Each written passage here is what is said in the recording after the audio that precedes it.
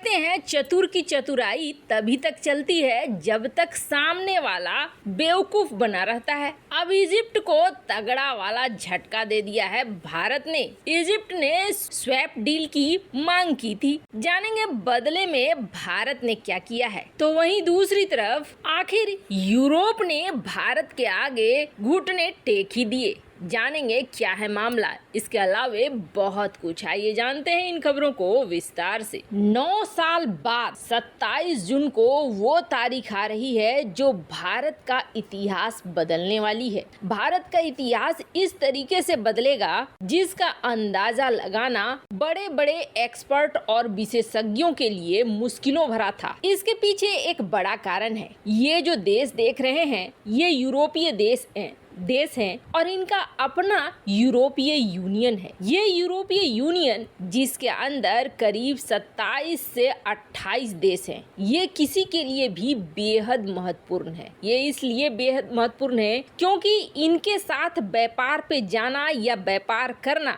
ये बहुत फायदेमंद होता है। एक साथ आपको 27-28 देशों के साथ व्यापार करने का मौका मिलता है। इससे आप अंदाजा लगा सकते हैं कि प्रॉफिट कितना बड़ा होगा। और साधारण सा अपने पड़ोसी पाकिस्तान को देखिए। पाकिस्तान और यूरोपीय यूनियन के बीच एक समझौता है जिसे कहते हैं जीएसपी प्लस, और जीएसपी प्लस के अंतर्गत सिर्फ पाकिस्तान को थोड़ी बहुत छोटी मोटी छूट मिलती है, लेकिन वो छोटी मोटी छूट कितनी बड़ी है इसका अंदाजा आप ऐसे लगाइए कि जैसे ही ये खबर मिली है कि पाकिस्तान को यूरोपीय यूनियन के इस जीएसपी प्लस स्टेटस से हटाया जाएगा, वैसे ही पाकिस्तान की पूरी इकोनॉमी बैठने को तैयार हो गई है। वैसे पाकिस्तान से जीएसपी प्लस का स्टेटस छीनेगा ये तो लगभग तय हो चुका है। इसलिए तय हो चुका है क्योंकि इसके 2 बड़े कारण हैं। एक बड़ा कारण है कि पाकिस्तान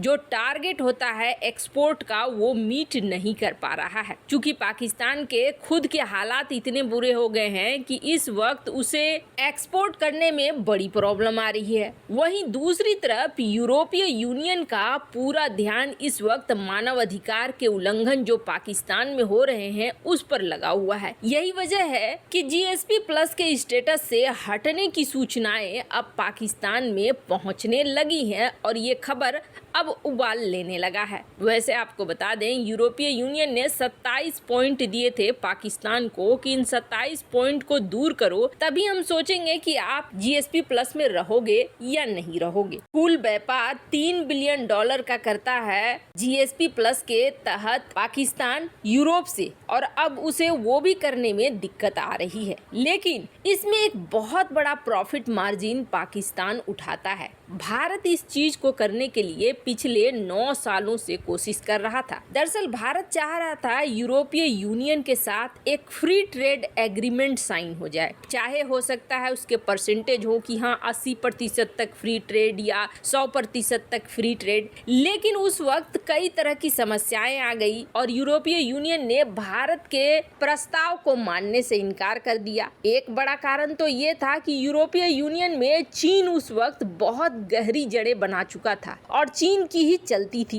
भारत उस वक्त इतना प्रमुख नहीं बना था। वहीं दूसरी तरफ भारत की भी कुछ शर्तें थी, जैसे कि भारत चाहता था कि सर्विस के ऊपर भी आप फ्री ट्रेड एग्रीमेंट साइन कर लो, यानी सर्विस को भी फ्री कर दो। मतलब जैसे कि आईटी की सर्विसेज होती हैं और भी कॉल सर्विसेज होती हैं, इस तरह को भी आप व्यापार की श्रेणी में लाओ और उसे भी बिना टैक्स के कर दो। वहीं जीआई टैग को लेकर भी भारत के कुछ इशू थे। जीआई टैग क्या होता है तो आपको बता दें, मुख्य रूप से खेती का काम या फिर हैंडक्राफ्ट, ऐसे भारत में दार्जिलिंग चाय हो गया, चंदेरी साड़ी हो गई, मैसूर का रेशम हो गया, कुल्लू शॉल, बीकानेरी भुजिया, कांगड़ा चाय, जो खास जगहों की चीजें होती हैं उसे जीआई टैग हासिल होता है। उसके लिए भी भारत चाह रहा था कि फ्री ट्रेड एग्रीमेंट साइन हो। ये 9 साल पहले बात हो रही थी, लेकिन उस वक्त ये साइन नहीं हो सका। पर अब एक बार फिर भारत को बड़ी जीत मिल रही है, क्योंकि 27 जून से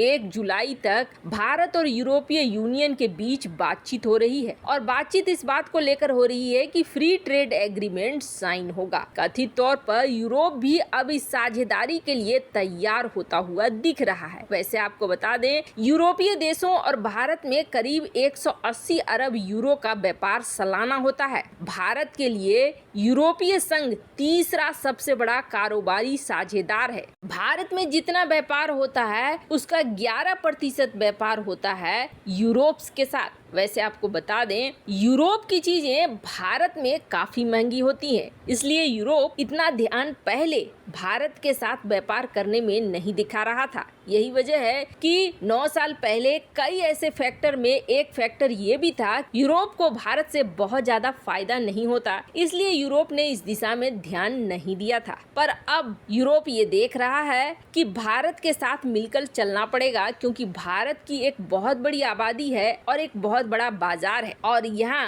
अमेरिका धीरे धीरे अपनी पैठ जमा रहा है। वहीं बहुत सारी चीजें हैं, बहुत ऐसी परिस्थितियां हैं जो अब भारत के अनुकूल हो गई हैं, जैसे यूरोपीय यूनियन में जर्मनी के नए चांसलर का आना और फ्रांस के साथ भारत की दोस्ती और भी ज्यादा मजबूत होना। खैर, जहां एक तरफ ये सब कुछ हो रहा है यूरोप के साथ, तो वहीं इजिप्ट को तो क्लास लगा दिया भारत ने, और ये क्लास लगना बेहद जरूरी था। इजिप्ट ने वो किया था जिसका भरोसा भारत को नहीं था। आपको याद होगा, तुर्की ने जब भारत का गेहूं लौटाया, तब भारत ने उस गेहूं को रीरूट कर दिया इजिप्ट की तरफ। इजिप्ट ने उसे बिना टेस्ट किए, बिना परीक्षण किए रिजेक्ट कर दिया, उसे वापस भेज दिया। मतलब एक तरीके से इजिप्ट ने समर्थन कर दिया तुर्की का। ये चीजें ग्लोबल स्तर पर बिल्कुल सही नहीं थी। इजिप्ट चाहता तो उसे परीक्षण के लिए भेजता, अगर उसे लगता कि हाँ गेहूं खराब है तो फिर वो कहता कि हाँ गेहूं खराब है, लेकिन इजिप्ट ने बिना परीक्षण किए उसे लौटा दिया और एक तरीके से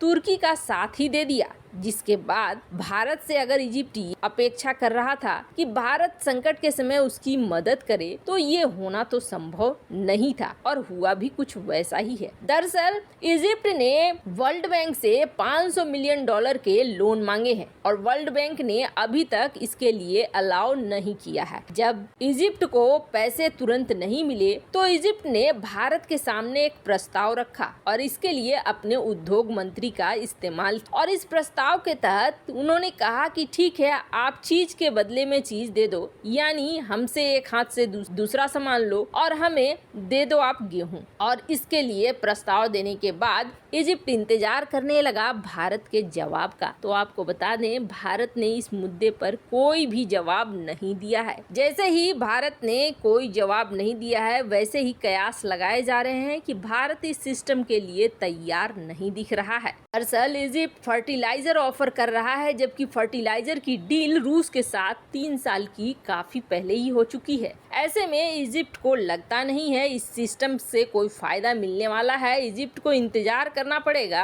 वर्ल्ड बैंक से आने वाले पैसे का। वैसे इस मामले में आपकी क्या राय है, कमेंट कर जरूर बताएं। जल्द मिलते हैं अगले वीडियो में नई खबर के साथ।